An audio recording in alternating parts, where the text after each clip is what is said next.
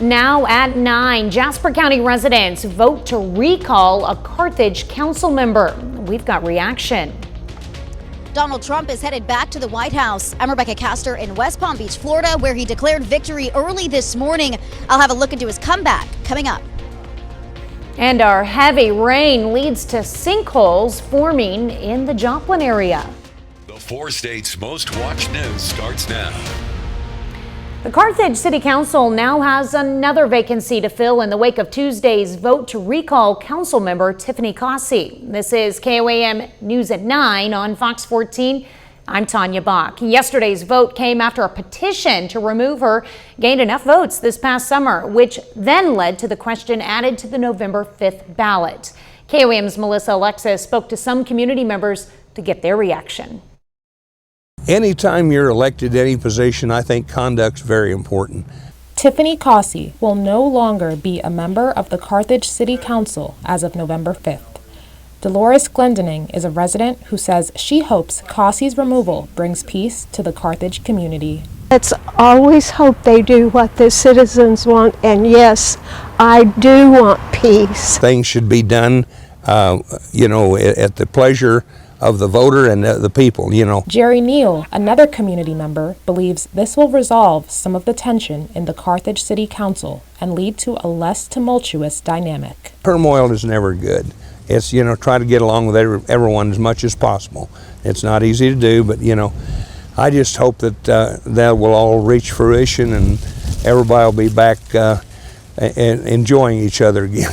Cossey was recalled with 730 people voting yes to the recall and only 457 people voting no. A crowd at the courthouse cheered Tuesday night as Jasper County Clerk Charlie Davis announced Cossey will be recalled, with 61.4% of voters in support of the decision. Glendening is optimistic the person who replaces Councilmember Cossey will be less controversial, and she believes more can be accomplished through a more harmonious city council. That's what we need to do, is pick somebody that knows about the community and that's lived here a while and knows what's going on better than I do, but so that we can all get along, because you can accomplish a lot more. Reporting in Carthage, Melissa Alexis, KOAM News. Carthage City Council members say they will move forward to fill her position along with the other 3 vacant seats in the City Council. We've reached out to Cossey for comment, but have not yet heard back. An investigation is underway into an early morning structure fire. The call came in just before 3:45 this morning in the 500 block of County Lane 263. Crews encountered a fully engulfed residence. Authorities say the fire began in the living room / kitchen area of the house. An adult female resident was transported to an area hospital with non-life-threatening injuries. Chief Meteorologist Doug Hetty joins us now with a first look at weather. Well, of course, it turned out to be a nice one for us today. Temperature is pretty good, pretty close to where we should be for this time of the year. 65 for a high. We started at 40, 62. Is the average high. Looking outside right now, it's cooled down. 51 in Joplin, sitting at 52 in Pittsburgh, so a little bit cooler. Most of us upper 40s to lower 50s, and most of us will drop back into lower 40s later on tonight. We have clear skies here, but we are tracking this next storm system. It's going to take its time moving in, but it will give us rain chances, especially as we head into Friday. Tomorrow's going to be dry, but look at the rain increasing by Friday night into Saturday morning. So we're going to be talking more about this here in just a bit. All right, thanks, Doug. Well, some communities in our area received an unexpected side effect of all the rain in the last few days. Sinkholes. 2 have formed since Sunday, one in Duquesne and the other in Joplin. Now, the Duquesne sinkhole appeared on the western edge of the city. The Joplin sinkhole appeared at a residence near Parr Hill. That one measured 10 to 15 feet across and about 6 feet deep. Authorities say neither sinkhole poses a threat to any structures. Well, if you need to get a new driver's license in the state of Missouri, you'll have to wait until next week to get it. The Missouri Department of Revenue is rolling out a new driver's license system across the state. They're installing new equipment. It will eventually allow you to renew your license online, But to get those systems in place, they have to pause driver's license services. Some license offices will be open tomorrow for motor vehicle services only, and expect all offices to be closed on Friday and Monday for Veterans Day. They expect the new systems to be up and running by next Tuesday. Well over 100 museum professionals from around Kansas are in Fort Scott for a 3-day gathering. The Gordon Parks Museum is hosting the 2024 Kansas Museums Association Conference, and activities are spilling over to other Fort Scott venues, including the Fort Scott National Historic Site, the Lowell Milken Center, and the Ellis Fine Arts Center. Conference attendees tour various attractions and attend workshops on a wide range of topics and the latest trends in museums and preservation, and that includes efforts to preserve Native American history. Information for museums on how they can better work with the indigenous communities in Kansas. I think one of the things a lot of people think about with the Native Americans that happened long ago, those people are still here with us in our communities, and we just need to find a way to make their stories told throughout the museum community. The conference wraps up on Friday. Well, tonight, donors and friends gathered at the Pittsburgh Memorial Auditorium as the Community Foundation of Southeast Kansas celebrated its grant recipients for the past year. The grants fund projects in a wide range of charitable causes like children and youth activities, housing assistance, women's health, and many others. We give grants for anything from child care to tennis shoes to playground equipment, anything in between. There's so many needs of our Southeast Kansas group of people, and we have the money and we love being able to give it out. You can learn more about grants available online on the Community Foundation of Southeast Kansas website. Well, the City of Pittsburgh will hold its annual State of the City address this coming Tuesday at Memorial Auditorium. Members of the Pittsburgh City Commission will be there, and the public is invited to attend the free event, although a limited number of tickets are available through Memorial Auditorium. Coming up, international reaction. America has picked a new president, so what does the rest of the world think? I'm Caroline Shively in Washington. I'll have that story coming up. But first, in Health Watch, the signs of seasonal depression and how to fight it.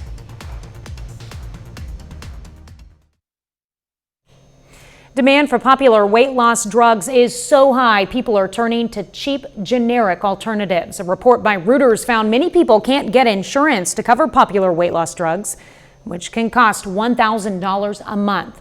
Supply chain issues are also causing shortages, and more Americans are going online to find generic substitute drugs. But while they are cheaper, little is known about their safety. Could one more year of school improve your brain health? The answer is no, and that's according to researchers. While education does protect against brain aging, a study in the UK found no difference in brain scans between people who had 15 years of education versus people who had 16 years. While the fall and winter months can be filled with special moments and lots of fun seasonal activities, they can also be a time of severe sadness and depression. Psychologists warn symptoms of seasonal affective disorder typically begin around this time of year. Sean Langale reports on the signs to look out for. While many people are enjoying moderate fall temperatures, to quote Game of Thrones, winter is coming. And with the changing of the seasons comes a form of depression called seasonal affective disorder. Major depressive disorder with a seasonal pattern is when someone experiences symptoms of depression that begin at a certain time of year. That is usually in the fall or winter, and then those symptoms remit or disappear usually in the spring. Symptoms can start presenting themselves as the days get shorter. The end of daylight saving time, which is November 3rd, can be a major trigger for those impacted. They tend to come out of the work for that first time on Monday, and it's suddenly dark, which was not the case the Friday before. Psychology experts say these signs may indicate that you or someone you know may need help. Someone can feel numb, emotionless, empty, most of the day, nearly every day. Activities that you once enjoyed no longer bring you pleasure. Meanwhile, a person's gender and where they live may also increase their risks. Women are 4 times more likely to experience this. Individuals who live in the Midwest, like Indiana, and in the northern states, who live in the New England states or Alaska, are also more likely to experience major depressive disorder with a seasonal pattern. While a variety of treatments are available, They include antidepressant medications, bright light therapy, and cognitive behavioral talk therapy. Try to get outside as much as possible. doctors recommend reporting worsening symptoms. Sean Lanchel, Fox News. The stomach plays a big role in how our bodies manage stress. A study by University College Cork found microbes in the gut are critical for the stress responding portion of the brain. Even a poor diet could impact how stress impacts us. Researchers say the findings may help lead to better stress treatments in the future.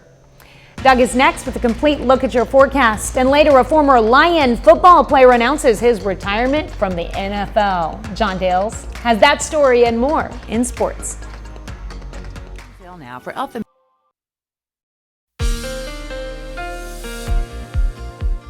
Well, it definitely turned out to be a nice Wednesday for us today. Temperatures pretty good, pretty close to where we should be for this time of the year. Here's a great shot of our Cornell Arts and Entertainment Complex tower cam. Of course, we're looking downtown Joplin, clear skies, and that's what we're going to see as we go through the rest of the overnight hours. All right, down to 48 in Iola. Nowata sitting at 52. Bentonville 54. Monette checking in at 50 degrees.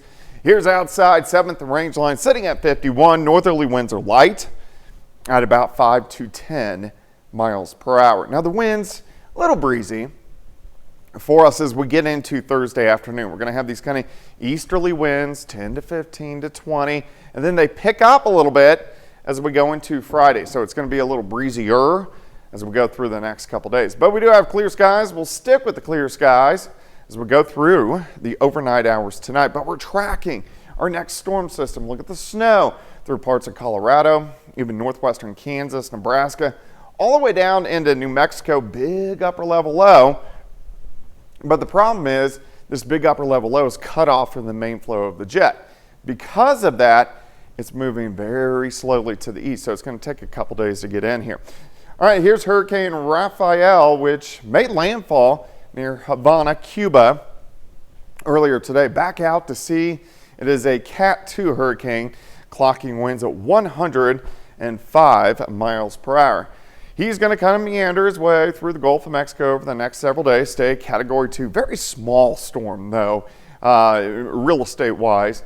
And then eventually, kind of looks like it'll just fall apart, but could kind of glance over toward Mexico. So we'll be watching that. But right now, it doesn't look like it's going to make much of a landfall in the lower 48, but something we want to watch because it could be lifted north. All right, back here at home, we look pretty good through the overnight hours tonight. Mid-40s.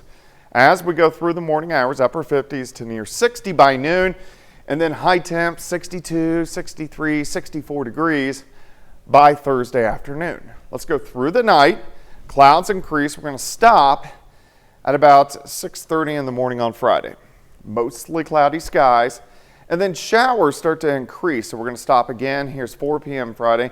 Showers start to increase on the Kansas and the Oklahoma side. May get into the metro as we get into Friday evening, and then just periods of showers, thunderstorms, Friday night into Saturday morning. Here's 3 a.m. on Saturday, and then most of the rain. We'll start with rain on Saturday, and then most of it's going to roll out of here by the noon hour. But even though we'll get some thunderstorms, I'm not anticipating anything too strong or severe, which obviously is good news. All right, 63 tomorrow, 64 on Friday, 67 Saturday. Sunday, Monday, Tuesday looking great. Thunderstorms back in next Wednesday. I'm looking at those lows. They're not too low, but I mean, definitely coat weather at night. Yeah, it's chilly. It's chilly outside right now. All right. Seeing how long I can go without my heater running now. There you go. We'll see. All right. Thanks, Doug. Well, coming up, another struggle for the housing market. Mortgage rates on the rise once again, and there could be even more volatility on the way. I'm Jerry Willis with Fox Business. I'll have the details coming up. Mortgage rates remain elevated even after the Fed cut rates 50 basis points, with another cut expected tomorrow, possibly. So what's driving the housing market? Fox Business correspondent Jerry Willis has more. Though the Fed cut interest rates by a rare 0.5 percentage point September 18th, home buyers are still seeing no break in mortgage rates. In fact, this week, the 30-year fixed rate moved higher for the 5th week in a row. At 6.72%, mortgage rates are the highest since the beginning of August, and some now saying excessive government debt is to blame. I think the dynamic that we're seeing with long-term interest rates is more tied to concerns about growing government debt borrowing. There's just really no end in sight to the red ink, and investors are starting to get a little bit nervous. You're seeing that reflected in the sharp rise in 10-year yields. That debt is making bond investors nervous, and so they demand a higher yield on the 10-year, which is what mortgage rates track. All of it bad news for first-time home buyers who see home sale prices chugging higher, up 3% in September to $404,500 year over year. Inventories are easing somewhat, but with just 4.3 months in backlog, buyers still face slim choices. One positive, sellers appear to be getting off the sidelines as pending home sales jumped a surprising 7.4% in September. Even though the Fed is expected to continue cutting rates when it meets November 6 and 7, they have a long way to go. In a recent bank rate survey, home buyers said they needed to see rates at 5% to be comfortable purchasing a home. In New York, Jerry Willis, Fox Business.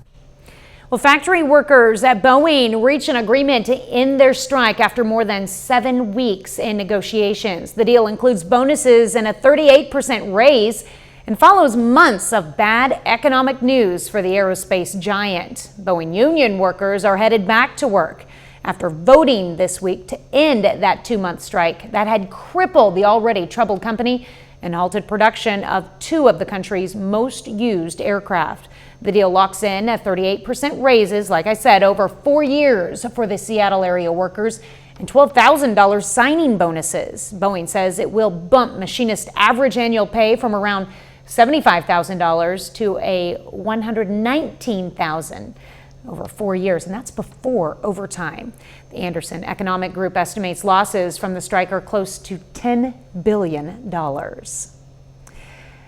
Savencia Cheese USA is recalling several soft ripened cheeses due to possible listeria contamination. The recalled brie and camembert cheeses were sold under the Aldi brand name, as well as others such as Emporium and Le Bon. Consumers are urged to throw the recalled products away or return to the place of purchase for a refund.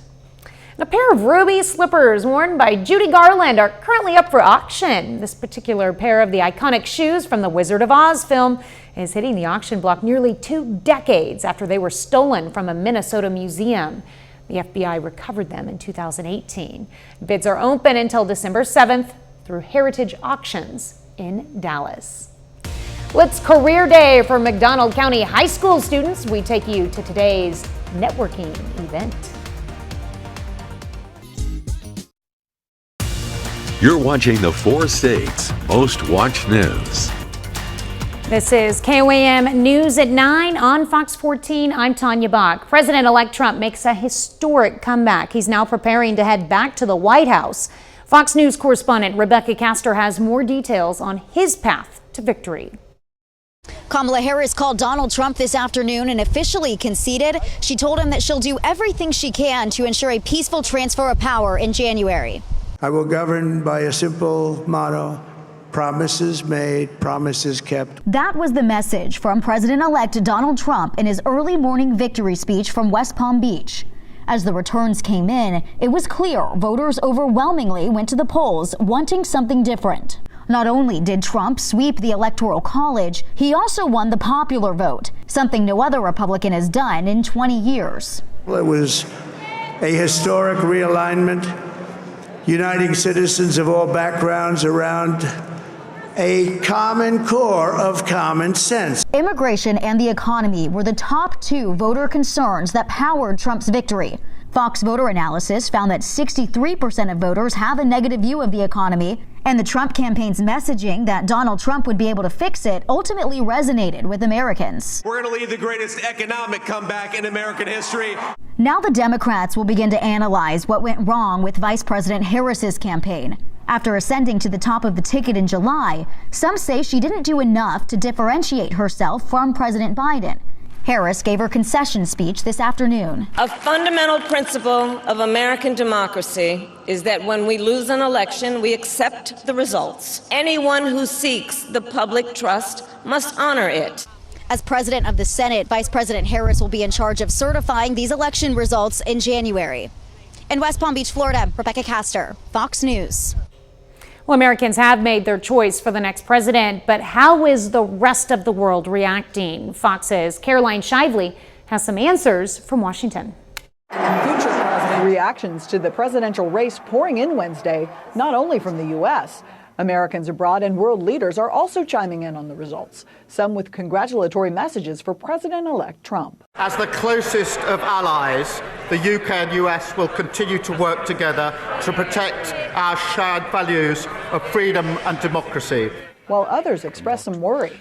Quite obviously, there is another risk, a reduced commitment to Ukraine. Incredible. Trump has promised a very different vision of foreign relations than the Biden administration, pledging to end the Ukrainian-Russian war his first day on the job and impose huge tariffs on imports, while also threatening not to defend NATO countries that don't meet their defense spending targets.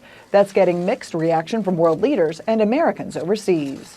I'm a little disappointed, not as surprised as I was as 2016. A bit scared now what's going to happen the next 4 years and beyond. I am very concerned about what this possible new administration would do or what they would say about a woman's body and a woman's right on her reproductive. Donald Trump is a lot stronger, more aggressive president, which intimidates a lot of people. But at the same time, I think it also helps with order around the world. One person not weighing in, Russian President Vladimir Putin. A Kremlin spokesman Wednesday telling reporters no congratulations call is scheduled, saying relations between the two countries are at a historical low point. In Washington, Caroline Shively, Fox News. Well, the results of the election could have an impact on consumer spending this holiday season. According to a new survey from software company ShipStation, 35% of respondents said the election results would impact their shopping budget in some way. More younger shoppers, known as Gen Zers, said the election would impact their holiday spending, with almost half saying they'd take the results into consideration, compared to just 28% of baby boomers who said the same. Well, tonight we're learning more about two Southwest Missouri poll workers who drowned after getting caught in severe flooding early Monday morning. The latest from Adam Woodbury. This area that you see behind me here is where all the water was flooding over the road. Much of the shoulder has been washed out, and according to the sheriff's office, some of the road is even in danger of collapsing. This is all that's left after a night of catastrophic flooding, and 2 people have lost their lives. The bridge was taking most of the water, but we had so much rain in a short amount of time. A rural highway in Wright County, now bearing the scars of deadly catastrophic flooding. Sunday night into Monday morning, Wright County Sheriff Sonny Byerly and his deputies were kept busy with rescues happening across the county. One of them, along Highway H east of Maynes, is where 5 people in 3 different cars were swept off the road. We had the 2 boys in one car and then a single gentleman in the 3rd car. But the couple from the second car, a man and a woman in their early 70s, were spotted clinging to a nearby tree. The 2 teenage boys tried to reach them. I want to give credit to those 2 boys because they were brave. Not only were they in a crisis, but they got to the shore, they called for help, they came back, and they made several attempts to get out there to rescue those 2. The couple was found around 8 o'clock Monday morning, about 100 yards from the road. They died holding on to each other. The sheriff says he knew the couple personally, and they were some of the best people in Wright County. Now their family is left with their loss. And they're not easy. I mean, to go in and tell them that, you know, the loved one that they had just saw moments before has now passed away is rough on them. Well, Doug is next with a complete look at your forecast. And rising water temperatures are triggering massive amounts of coral reef bleaching. We take you to the bottom of the sea for a deeper look. Garden Center in Chanute is kicking off. Well, it turned out to be a nice Wednesday for us today. Quite a bit of sunshine, temperatures right about where they should be for this time of the year. Great shot of our Cornell Arts and Entertainment Complex tower cam. We are looking at downtown Joplin. Still, we have pretty much clear skies, and it looks like we'll stay that way as we go through the overnight hours. 51 in Stockton, 54 in Bentonville, Veneta, 53 in Chanute. Here's 7th and Rangeline sitting at 51. Northerly winds at about 5 to 10 across the region. The winds are going to pick up a little bit over the next couple days, kind of an easterly wind tomorrow with gusts 15 to 20, and then climbing nearly 30 miles per hour, maybe a little bit higher, as we go into Friday ahead of our next storm system. Clear skies, nothing going on here. We're going to stick with the clear skies for us tonight, but here's our next storm system, upper level low, cutoff lows, cut off from the main flow of the jet, meaning it's going to take its time heading toward us as we go through the next couple days. Here's Hurricane Raphael, which made landfall a little bit earlier today near Havana, Cuba, back out to sea, so it's going to stay about a Category 2 as it goes off toward the east, clocking winds 105 miles per hour and just kind of meanders his way east into the middle of the Gulf by Friday evening. Small hurricane in stature, and then a lot of questions of where he's going to go after that, may even completely weaken and fall apart, but we'll be keeping our eyes on that as we go through the next few days. All right, for us tonight, we drop back mid-40s. Overnight lows, a little bit of fog, possible late. Upper 50s by noon. Most of us will be lower 60s during the afternoon. Here's 3:30 in the afternoon. As we go into Thursday night, clouds increase. Rain increases to our west. We'll stay dry. Here's Friday morning. As we go through the day on Friday, showers will increase, especially on the Kansas and the Oklahoma side. And then just periods of showers kind of working through, even some thunderstorms, nothing strong or severe. As we go through Friday evening, Friday night, here's 3 a.m. Saturday morning. We'll start the day on Saturday with showers, and then we'll break out and see partly sunny skies behind it as it passes by. How much rain could we get? Heaviest is going to be on the Kansas and the Oklahoma side, 1 to 2 inches, then a quarter, half an inch, maybe 3/4 of an inch once you get into Missouri and also Arkansas.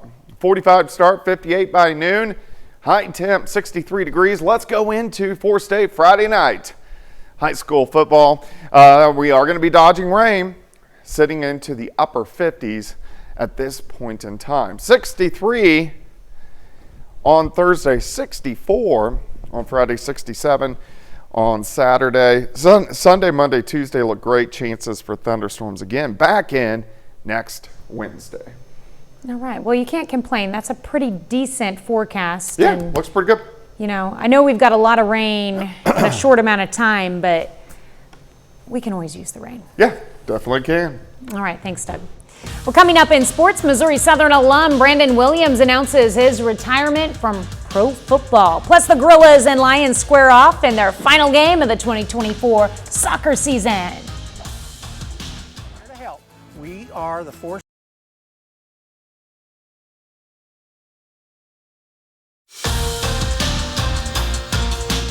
Hey, welcome into sports. I'm John Dales. Pittsburgh State and Missouri Southern soccer waited all year before seeing each other, and this afternoon the regular season finale takes place between the Lions and the Gorillas. Final game of the regular season for both Missouri Southern and Pittsburgh State. It takes place on the Gorilla soccer pitch. We start in the 11th minute, no score yet, loose ball. Clarissa Davis steps into one from way outside the box that's easily grabbed by the Gorilla goalkeeper Jocelyn Kramer. Still in the first half, 20th minute, Kerry Cunningham on a breakaway for PSU. Late pressure there from Lizeth Almaraz, and that shot gets gobbled up by Billa Smith for the Lions. We're still tied. 36th minute now, great defense by Aviana Gonzalez to win the ball away, and then eventually her teammate Dally Hill gets it goal line extended, and she sends a beautiful cross back to Gonzalez. That's headed in for a goal to break the scoreless tie, and the Gorillas do an excellent job controlling the tempo the rest of the way through. They win 1-0. They finish their inaugural regular season with an 8-8-2 record. Switching gears to pro football, one of the all-time greats to ever play for the Missouri Southern Lions announces his retirement from the NFL. Former Missouri Southern Lion Brandon Williams is retiring as a member of the Baltimore Ravens, the team announces early this week. Williams was a 10-year NFL veteran. He spent 9 of those seasons in Baltimore, then won a Super Bowl as a member of the Chiefs in the 22-23 season. He played college football at MSSU from 2008 to 2012, and Williams was a 2-time first-team All-MIAA performer. His senior year, he was named MIAA Defensive Player of the Year, and he holds the Southern program record for career sacks with 27 of them. The Lion alum was selected by the Ravens in the 3rd round of the 2013 NFL Draft. That's the highest draft slot for any player in MSSU program history. He was a 1-time Pro Bowler in the NFL. That was 2018 with Baltimore. He finishes his pro career with 325 tackles, 7 sacks, and 1 touchdown. Switching gears to Oklahoma high school softball. Miami High School senior Sydney Forrester is named to the All-State team by the Oklahoma Secondary School Activities Association. The War Dog middle infielder is committed to continue her softball career at the University of Missouri. She helped lead the War Dogs to 3 consecutive regional championships, and Miami's head coach Lauren Strack also receives All-State honors from the OSSAA. That's it for sports. We're back with more news after this. Trouble is brewing throughout the world's oceans as scientists sound the alarm over escalating destruction to critical coral reefs.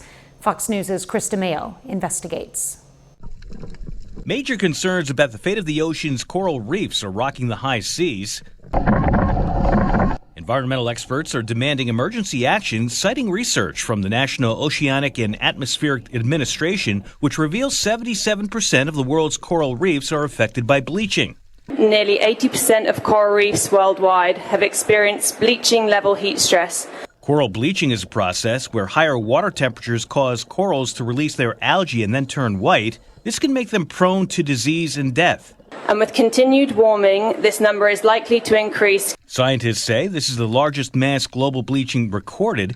The events are impacting both hemispheres. To avert catastrophic losses of reef life and function, we are issuing emergency calls to action to both state and private sector leaders to urgently accelerate action to stop local and global drivers of decline and scale cost-efficient solutions. Coral reef ecosystems support more than 25% of marine life.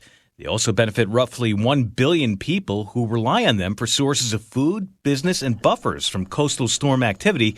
This means there can be real dangers to human health and wealth if coral reefs disappear. The evidence is undeniable. The red flags sparked a United Nations special emergency session on corals at the UN Biodiversity Summit in Colombia. Usually these sessions are called to combat the effects of worsening wars or disasters. This is a war. It's a war on nature. The UN is aiming to raise up to $3 billion to fund coral reef conservation by 2030. Chris DeMeo, Fox News. Well, heads up, Game of Thrones fans. There may be a movie in the works. That and more in today's Hollywood Nation.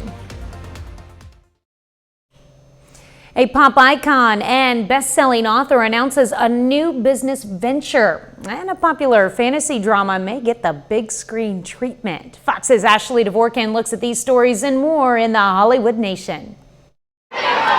Rock's Hollywood drama Game of Thrones eyes the big screen, and Spears makes a career move in the Hollywood Nation. Britney Spears lines up a new business venture. The pop icon announced on Instagram she'll be launching a jewelry line called Be Tiny. She posted a photo and video of one of the pieces that will be a part of the collection, telling her followers in the caption the jewelry is delicate, extremely different, and one of a kind. The Game of Thrones universe may be expanding. According to Deadline, a movie based on George R.R. Martin's beloved fantasy is in the works at Warner Brothers. The TV drama became a global hit, airing for 8 seasons from 2011 to 2019. Jason Bateman and David Harbour are teaming up for a new project. The duo will executive produce and star in an upcoming dark comedy drama for HBO. It centers on a love triangle between three adults experiencing middle-age unhappiness that ends with one of them dead. Chris Rock will be back in the director's chair for his next film. He will direct and star in the Hollywood set drama Misty Green. Based on an original script by Rock, the story follows an actress who has the chance to revitalize her stalled career with a role offered to her by a director, even though their turbulent past could make things complicated. In Hollywood, Ashley Dvorkin, Fox News. And that's our time for tonight. Thank you for joining us. We're going to leave you with video of elephants and a few other zoo animals chowing down on leftover pumpkins at a zoo in Copenhagen. Have a great night and an even better tomorrow.